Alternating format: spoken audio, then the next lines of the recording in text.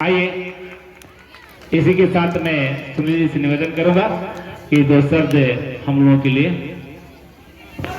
सर्वप्रथम बहुत बहुत धन्यवाद सर। यूँ तो हम लोगों के हाथों में माइक हमेशा रहता है, लेकिन वो सिर्फ और सिर्फ सवाल पूछने के लिए, संबोधन के लिए बहुत कम हम लोगों को मौका मिलता है। और मैं कुछ शुरू करूं उससे पहले बच्चों, आप लोगों से रिक्वेस्ट है, मैं बोलूं दोबारा आप लोग बोलिएगा, क्योंकि मैं कुछ भी शुरू करने से पहले जय हिंद से शुरू करता हूं और जय हिंद पे खत्म करता हूं। जय हिंद, जय हिंद, जय हिंद। चलो, हम लोग टैगोर पब्लिक स्कूल में अभी खड़े हैं और टैगोर पब्लिक स्कूल के बारे में मैं ज्यादा कुछ नहीं जानता हूँ। टैगोर पब्लिक स्कूल के बारे में मैं कल से सिर्फ जानता हूँ, लेकिन अब तक जितना समझ मुझे आया है कि जहाँ पे संस्कार जिंदा है वहाँ पे शिक्षा अपरूपी दौड़े दौड़े चली आएगी।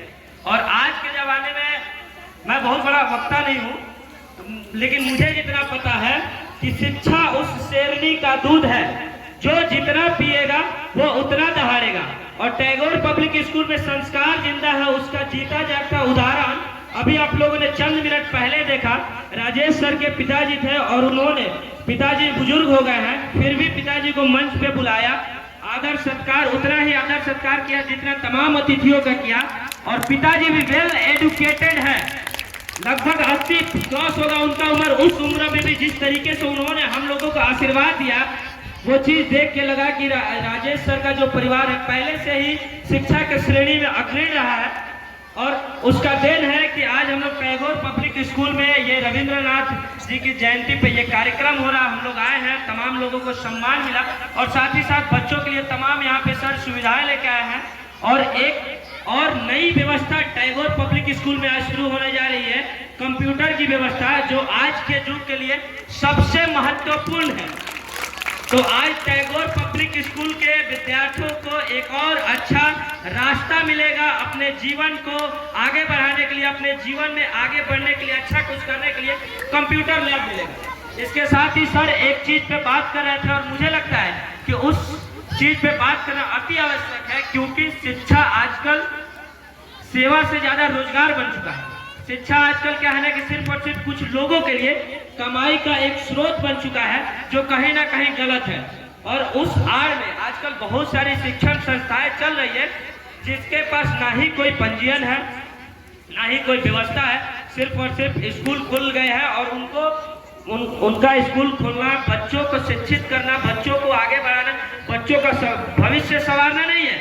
उनका मतलब है कि अपना रोजी रोटी पालना, और इसलिए उनके पास ना तो कोई पंजीयन है, ना ही सर ने जैसे बताया यूडेस कोड है, और ना ही आजकल नया गवर्नमेंट का नियम आया है, अभी बहुत सारे लोगों को पता नहीं है। और मैं जो ये बोल रहा हूँ, इन बच्चों से ज़्यादा जरूरी है उन गार्जियंस को इस चीज़ को जो पीछे बैठे हमारे गार्जियंस है उसको समझना अति आवश्यक है कि यूडोस डैशबोर्ड जो है और पैन नंबर है वो आखिर है क्या।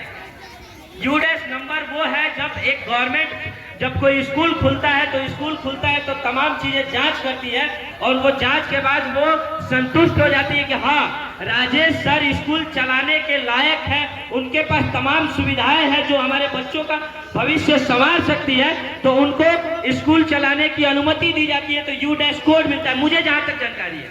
और उसके बाद एक पैन नंबर PEN नंबर जारी किया जा रहा है गवर्नमेंट के द्वारा।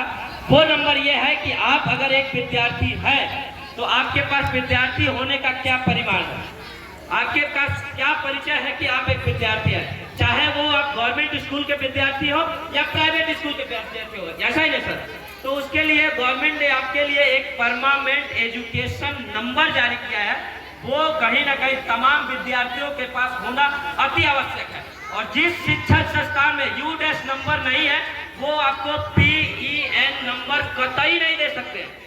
तो कहीं ना कहीं गार्जियंस को कहीं भी आप पूरे कहीं मतलब आप स्वतंत्र है, आप अपने बच्चों को अगर कहीं भी पढ़ा रहे हैं तो आपको ये जानने की जरूरत है कि उस संस्था के पास यूडेस कोड है कि नहीं, वो हमारे बच्चों को परमानेंट एजुकेशन नंबर दे रहे हैं कि नहीं, ये चीज जानना बहुत ज्यादा जरूरी है।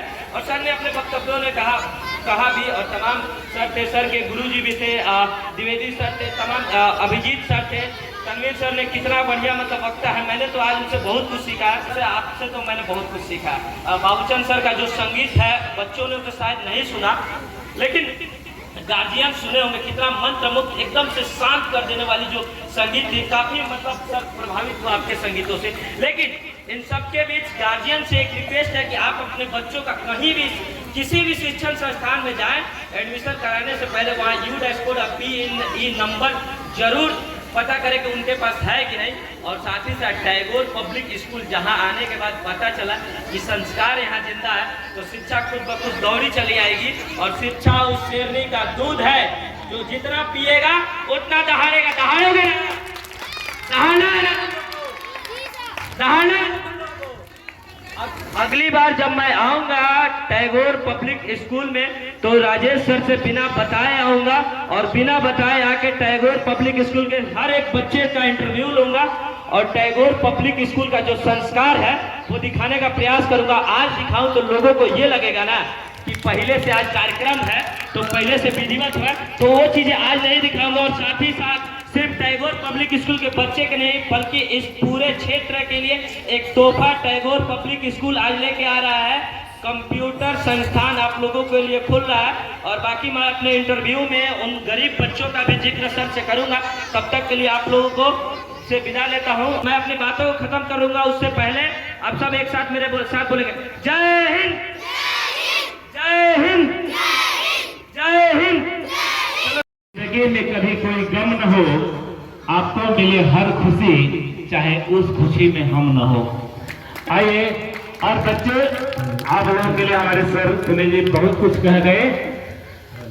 तो खुद को कर इतना ना बुलंद, खुद को कर इतना ना बुलंद कि हर तकदीर से पहले खुदा बंदे से पूछे कि बोल आखिरी तेरी रजा क्या है।